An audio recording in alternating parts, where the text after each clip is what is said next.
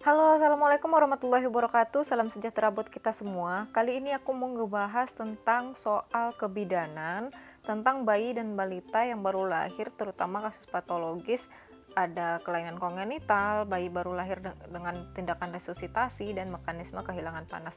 Ini bisa buat teman-teman yang mau UKOM dan mau CPNS bidan nantinya. Dan ini soal terbaru dari Bidan Permata, soal terbaru dari 2 tahun 2021. Oke, kita langsung aja bahas soal pertama. Ibu datang ke rumah sakit berada dalam kala 2 persalinan pukul 9.00. Bayi lahir dengan jenis kelamin laki-laki. Saat ini dilakukan pemeriksaan fisik. Ditemukan bayi tidak memiliki tempurung kepala. Bayi dilahirkan dengan cara operasi sesar. Apakah tindakan yang tepat pada bayi? Jadi kalau ada kasus-kasus seperti ini, kita tentukan terlebih dahulu diagnosanya apa, baru tahu tindakannya apa. Objektifnya A. Segera rujuk ke rumah sakit dan informasikan kondisi bayi pada keluarga. B. Segera rujuk ke spesialis bedah dan informasikan kondisi bayi pada keluarga. C. Lakukan observasi pada bayi dan informasikan kondisi bayi pada keluarga. Atau D. Kolaborasi spesialis bedah dan anak serta beritahu keluarga untuk tindakan. Nah, yang perlu kita tahu kalau melakukan tindakan, kita harus tahu terlebih dahulu diagnosanya.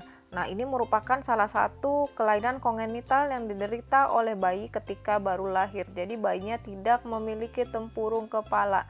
Nah, itu dikenal dengan istilah anencepal. Jadi untuk kasus-kasus kelainan kongenital pada bayi, buat teman-teman yang mau ujian juga, nanti kita udah ada materi di video channel kita kelainan kongenital pada bayi. Jadi ada anencepal, hidrosefalus, dan lain sebagainya. Ada labioskisis, palatoskisis, omphalocal dan lain sebagainya. Jadi teman-teman juga bisa lihat di sana nanti kasus-kasus yang lain. Oke, jadi bayi tidak memiliki tempurung kepala dengan istilah anencepal. Apa sih tindakan kita?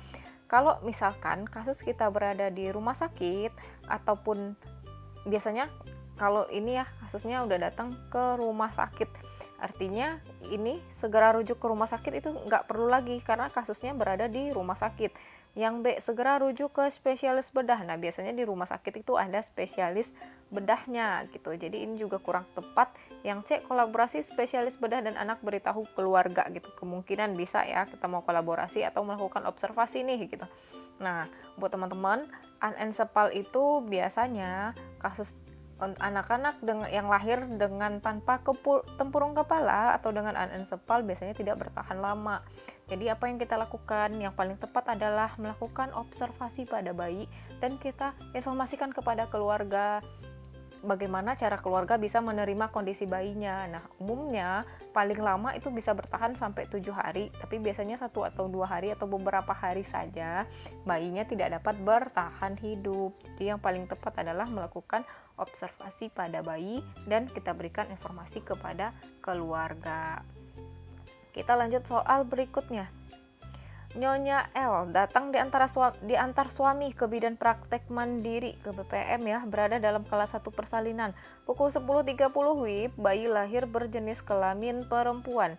Bayi lahir merintih, tonus otot lemah dan ekstremitas kebiruan. Apakah langkah awal yang tepat pada kasus tersebut? Nah, kalau untuk melakukan langkah awal, tindakan yang tepat kita harus tahu diagnosa kasusnya apa gitu.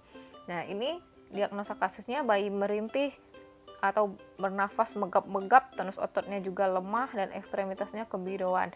Ini diagnosa dengan asfiksia neonatorum atau asfiksia bayi baru lahir. Nah, untuk penanganan asfiksia ini juga ada di video kita. Penanganan asfiksia bayi baru lahir itu ada dengan sistem resusitasi. Sudah kita ringkas banget. Kalau teman-teman mau lihat bisa lihat di video kita.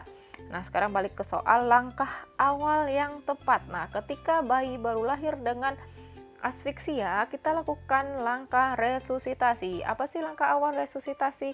Apakah segera rujukan, atur posisi, jaga kehangatan atau periksa atau persiapkan pemberian VTP, ventilasi tekanan positif. Nah, yang diminta adalah langkah awal pada kasus. Nah, ini kan bayinya baru lahir, belum dilakukan pelaksanaan apapun. Langkah awal untuk resusitasi kita kenal dengan istilah ada haikap, haikal, jaikan, jaikap, banyak ya beberapa istilah. Nah, yang pertama itu J atau H, jaikan atau haikap gitu ya. Yang H-nya itu adalah segera menjaga kehangatan tubuh bayi. Kemudian baru langkah selanjutnya mengatur posisi. Jadi yang perlu teman-teman ingat itu kalau misalkan asfiksia, langkah awalnya ada istilah haikap, jaikan, haikal, dan lain sebagainya. Itu teman-teman bisa lihat jelasnya di video kita tentang resusitasi bayi dan balita baru lahir. Oke, lanjut soal ketiga. Bayi baru lahir berjenis kelamin perempuan, pukul 2.45 WIB. Bayi lahir merintih, tonus otot lemah dan ekstremitas kebiruan. Bidan sudah melakukan langkah awal resusitasi. Sudah. Ternyata bayi masih bernafas megap-megap. Apakah langkah selanjutnya yang tepat dalam pelaksanaan kasus? Jadi langkah awalnya udah, si haikal tadi udah, si haikal tadi udah. Artinya langkah terakhirnya yaitu melakukan penilaian tadi ya, di haikal penilaian atau haikal lakukan penilaian gitu. Jadi setelah kita lakukan haikap atau langkah awal resusitasi, apa yang kita lakukan? Apakah melakukan VTP 20 kali dalam 30 detik selama 2 menit atau lakukan VTP percobaan 2 kali? C. Lakukan rujukan dan terus lanjutkan VTP, atau D. Lakukan VTP 2 kali 30 detik. Jadi yang benar adalah sebelum kita, kalau A itu sebelum kita lakukan VTP 20 kali dalam 30 detik, kita harus lakukan terlebih dahulu VTP percobaan. Nah, sebelum kita rujukan, kita lakukan setelah VTP 20 kali dalam 30 detik selama 2 menit tidak berhasil.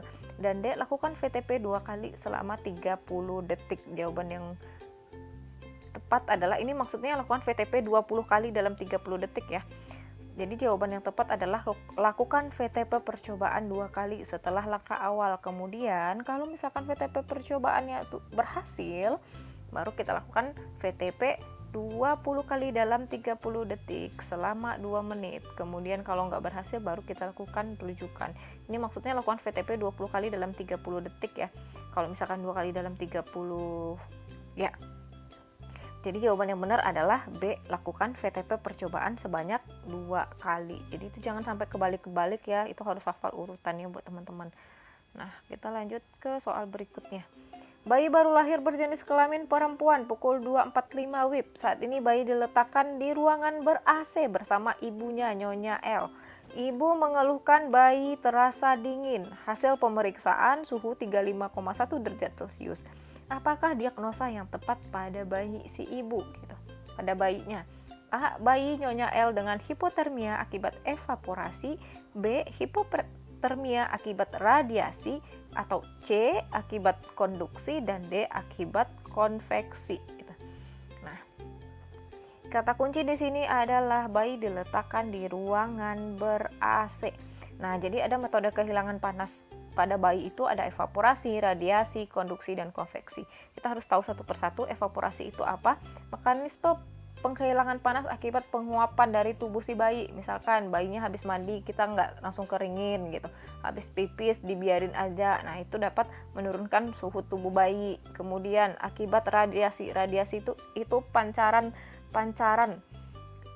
di sekitar tempat yang dingin gitu. Jadi sekitarnya dingin. Misalkan bayinya diletakkan di tembok ya, di alas sih pakai kasur bayi misalkan, tetapi di sekelilingnya itu hanya kayak keramik gitu kan, dingin. Jadi itu yang memancar ke si tubuh bayi seperti itu. Dan yang C, hipotermia akibat konduksi. Kalau konduksi itu pancaran langsung gitu, bayi misalkan mau ditimbang nggak dikasih alas, atau bayi diletakkan langsung di atas keramik yang kayak gitu, nggak, jadi bersentuhan langsung dengan si bayi, itu konduksi.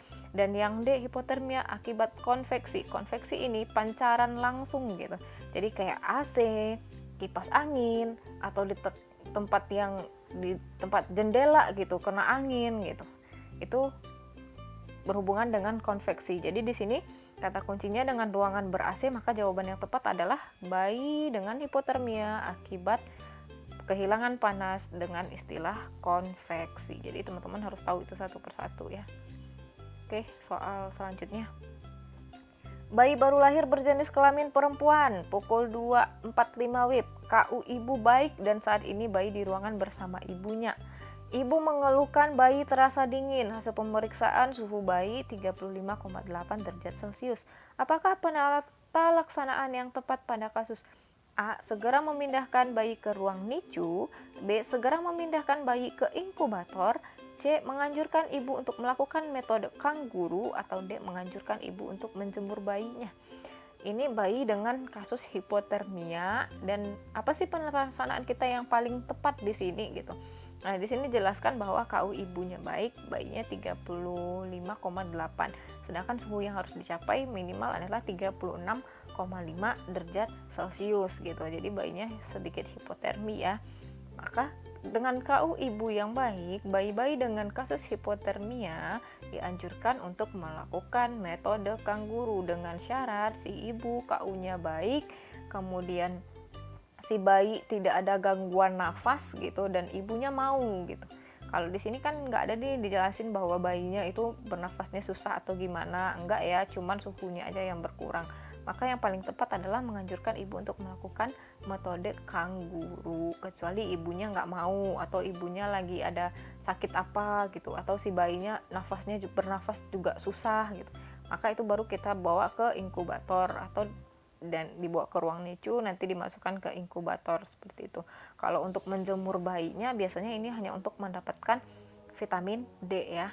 Dan biasanya kalau untuk menjemur bayi itu untuk kasus, kalau dulunya untuk kasus-kasus ikterus ya, tapi sekarang itu nggak digunakan lagi. Justru kasus-kasus ikterus itu dianjurkan buat dengan sering-sering menyusui bayinya.